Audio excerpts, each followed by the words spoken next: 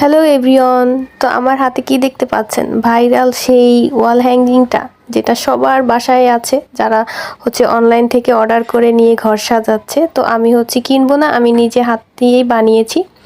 তো এই ভিডিওটা দেখতে হলে আমার সাথেই থাকতে হবে, ভিডিওটা স্কিপ না করে পুরো ভিডিওটা দেখবেন আমার সাথে, আমি কিভাবে এই সুইট হোমটা বানিয়েছি।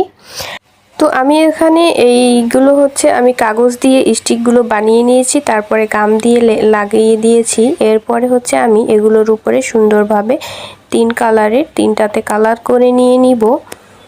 এরপরে আমি এর উপরে সুন্দর করে লিখে নিব হোম সুইট হোম।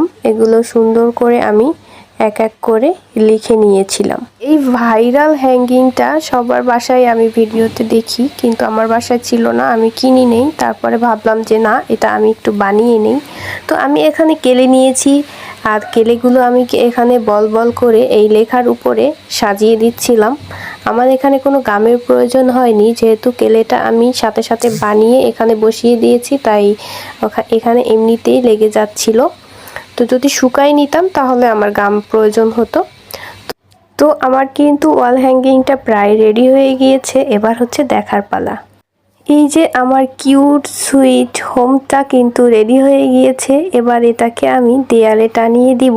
তো আগেই বলতেছি, কেমন হয়েছে আমার এই ওয়াল হ্যাঙ্গিংটা অবশ্যই কমেন্ট করে জানাবেন। আর পুরো ভিডিওটা দেখার জন্য আপনাদেরকে অসংখ্য ধন্যবাদ।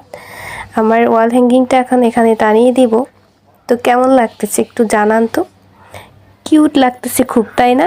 আমার কাছে তো বেশ ভালোই লাগতেছে। আপনাদের কাছে কেমন লেগেছে অবশ্যই কমেন্ট করে জানাবেন। সবাই ভালো থাকবেন, সুস্থ থাকবেন। আল্লাহ হাফেজ, বাই বাই।